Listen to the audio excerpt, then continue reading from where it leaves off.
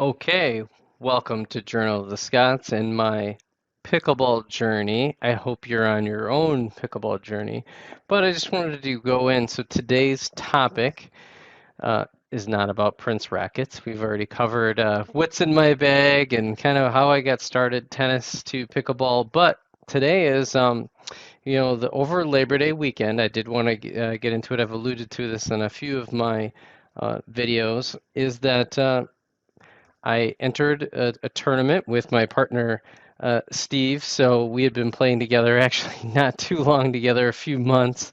And it's just it.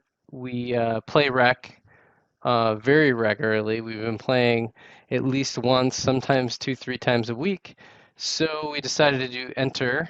Of course, I've got the t-shirt right here, the Chicago Pickleball Open. And the great part about it, although you could say it's the not great thing about it too, is that it was a sanctioned event. It's one of the part of the big pickleball series. So the pros were there. They had all skill levels, 3.5 and above, which we'll get to in a minute, and it was just fantastic. And the great part was it was on our home courts, so we play in Danny Cundiff Park many times. It's the easiest one. Shout out to David Wells in his private court. We play sometimes over there. He's been very gracious. Built his own private court, and we sometimes practice over on that court, which is fantastic. But it was just such a spectacle, a great environment. It was so much fun to see the pros. I highly recommend whether you're playing or not, go to pickleballtournaments.com, find tournaments in their area, even if you're just playing rec and you just want to see what it's like and get the feel for it. Go meet some folks. It's very social. People are always wanting to talk. That's the one thing I really do like about pickleball too. And the tennis community is definitely there's some social aspects to it, much like golf, right? Very social get together, although it's just a different corporate environment. Tennis is like very similar, but it's, again, it's a little bit more of an exclusive club.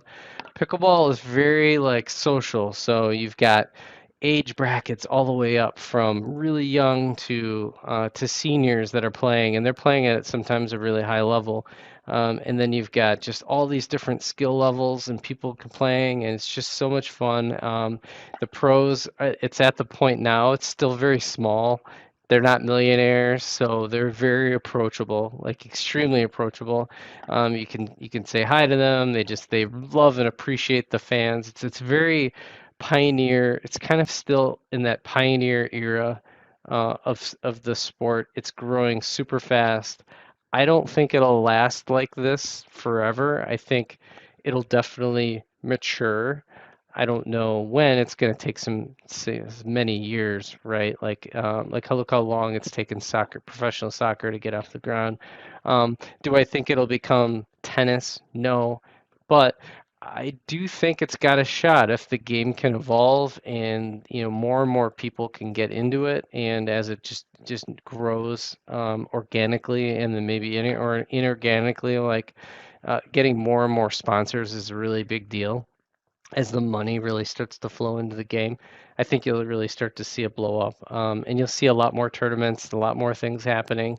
And so we had been playing. Again, I've been playing for 9 months. We signed up at the 4.0 level. We were you can self rate, or you can have a professional rate ourselves. For myself, I knew that that was going to be probably at a level that's more consistent than I'm used to. I flash 4.0, but I'm definitely not a 4.0 player. Probably play in that 3 to 5 to 4.0 range if I'm being self-critical and self-rating myself. Again, the game with pickleball is really about mistakes. I just don't have the consistency yet today. There's definitely flashes where I flash brilliance, and then it's like the next point, it's like I couldn't even do some of the basics, right? So it's a matter of I haven't really ever done any drilling, right? Maybe only a little bit of drilling. Once you start getting those drilling, then things become second nature, and you will never stop the mistakes completely, but if you reduce your mistakes at any rate, the game completely changes, right? So Let's say if you cut back on 10% of your mistakes, that's 10 more points that the other opponent has to actually hit. So of those, maybe they make 80% completion, so that's 20% mistakes. So that's 1 to 2 points that you win per match, more than they would, right? So if you continue to, let's say, incrementally do 10% better, 10% better, 10% better, next thing you know, you losing 11 to 5 is you winning 11 to 9, right? And that's the difference on a regular basis, being able to be a 4-0 player. So I think that's one of the lessons that we learned is that we were, especially in the first match, um, we ran into a very consistent, very strong team. I would say that they were uh, strong 4-0 players, not 4-0, 4-5. They're definitely not 4-5, so they're probably going to be in 4-0 for a little while now. They didn't do anything really spectacular or tricky, but they were very good at their angles. They hit their spots. They didn't make mistakes. Outside of an occasional, mistakes are going to happen. They're just a really strong team. And so, unless we were playing out of our minds from what we normally play at, were going to lose that match. And again, it's that they had many years of experience where we didn't have many years of experience either playing together or even um, just drilling and match play. So first match that we definitely got wiped out. We really didn't put up much of a, I don't know, not much of a fight. I didn't feel like. I think we flashed maybe a couple points here and there, but really anything spectacular. We just kind of got knocked out of the first round.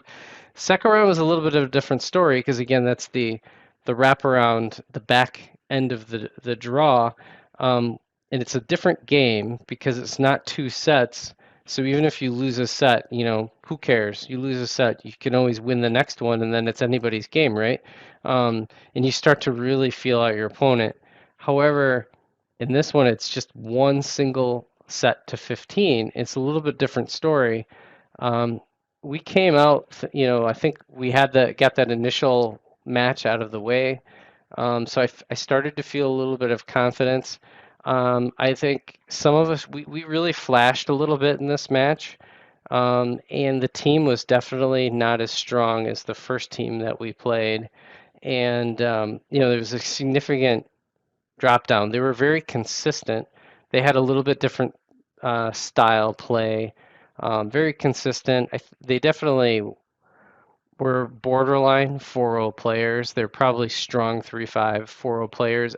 Almost even to us. However, they definitely played together and you could see the cohesion. And so while we flashed, we actually jumped up on them pretty quick. I think we were up at like 6-4 at one point, and then eventually they tied it. And then we just seemed to get into a funk. It was either myself getting into a funk or when we won, it was only their serve, and when we couldn't win our serve, and so we couldn't get any momentum, and so then we ended up losing like 15-6. I think we lost like 9 points in a row, and next thing you know, we were bounced out of the tournament. So I think that's a huge lesson to be learned is that what I recommend, even if you are a strong player coming in, start at that 3-5 level, unless you're truly certified and you've been playing with your partner for minimum a year straight, really know each other, can even do some, at the 4.0 level, you might do some stacking here and there. You might do some poaching signals. You kind of start getting that cohesion. The 3-5 level, especially for tournament play, especially a big tournament, and even a smaller one, because sometimes smaller, they may not be able to have enough 4-5 teams, so they merge the 4-0s and the 4-5s, and it gets kind of crazy. I really recommend starting at that 3-5 level, gain some of that experience and confidence. That's actually what the first team did. They had been winning at the 3-5 level, and so this was their first tournament at the 4 level. So it was like, welcome, you get to run into us inconsistent players. So we gave them some confidence. I think they ended up getting the silver medal. So congratulations to them. They're a really strong team. I don't think we would have had a chance, even if we would have played them like a third or fourth set, something like that. They probably would have beat us. They're pretty strong. They really worked us on the angles. And even though I I had been practicing my dink game and my angles really well. For some reason in the tournament it didn't translate. I just made a couple mistakes. It's not like I was making it over and over, but just a couple mistakes in areas where I normally don't make that mistake, and it just kills you. You just can't get the momentum back. Then you miss an overhead or you miss like a drive, and it's just like it all falls apart and goes downhill from there. And that happens in the rec game too. Like if you're just having a bad day, sometimes you get like wiped out 11-1 for like no reason other than the fact that you just keep hitting into the net. So I think that's a huge lesson to be learned in tournaments. Is just that ultra consistency. You really got to be able to hit your spots and your angles. You have to play to, the percentages, especially earlier on in the match until you start feeling really comfortable. Once you start feeling comfortable and you kind of feel like, hey, I've got my forehand cooking or I've got some different things and I can set up some things, and then that you can kind of move up. But anyways, it was a fantastic experience. I wouldn't change it for anything. I feel like you really learn a lot about the team yourself. You learn about the game. You get to see so many different variety. You see a lot of the same players when you're playing in your area, and there's a lot of the same folks over and over. Sometimes that can kind of bring you down a little bit without you even, it's just like a subconscious thing. But playing in these tournaments, it kind of gets you to kind of that extra level of juice and excitement. It was fantastic watching the pros. They are incredible. And it kind of goes back to what I was talking about, how they just incrementally have gotten better. They've done that for years and they just practice every day. So they're just getting so much better. So everything they do, it literally just pops right off their racket and does exactly what they need it to do every single time. And then they kind of, it's just a matter of finding the right time for them to kind of attack, defend, attack, defend. It's just like really crazy. Sometimes it looks like they're just like completely, banging, but they're not, right? They just know that they've got to speed it up, or they know when to slow it down and then bang it, get it right after. They attack players' backhands like crazy. In mixed doubles, they really attack the weaker player really fast. So I don't know if mixed doubles will probably be going forever. That does seem like a very one-sided game a little bit sometimes, but it was enjoyable for my first men's doubles at 4.0. I think you'll see us, if we were to enter a tournament today, I think it's safe for us to say that we're 3-5 level. I know we feel like we play at a 4.0 level, but really, from a tournament standpoint, highly recommend. It's definitely a different animal. And until you're able to like really consistently beat 3-5 players, you really should stay in the 3-5 until you kind of get into those.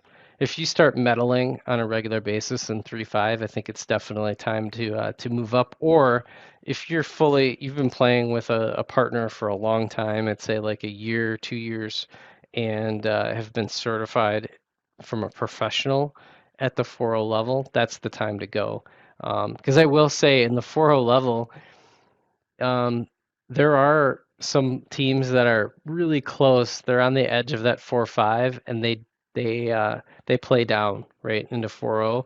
So 4.0 is a big jump. It really is big. Really wide range of talent. You get a mix of just super talented people, and you get a mix of people who are just really consistent, right, and have been playing for years. So I really recommend for those who are really working their way into the game, a year or less experience, start at that 3-5 level, get some confidence, get a couple wins under your belt, then make the jump to 4.0. So highly recommend everybody get out there, play some rec games, find a tournament, find a partner.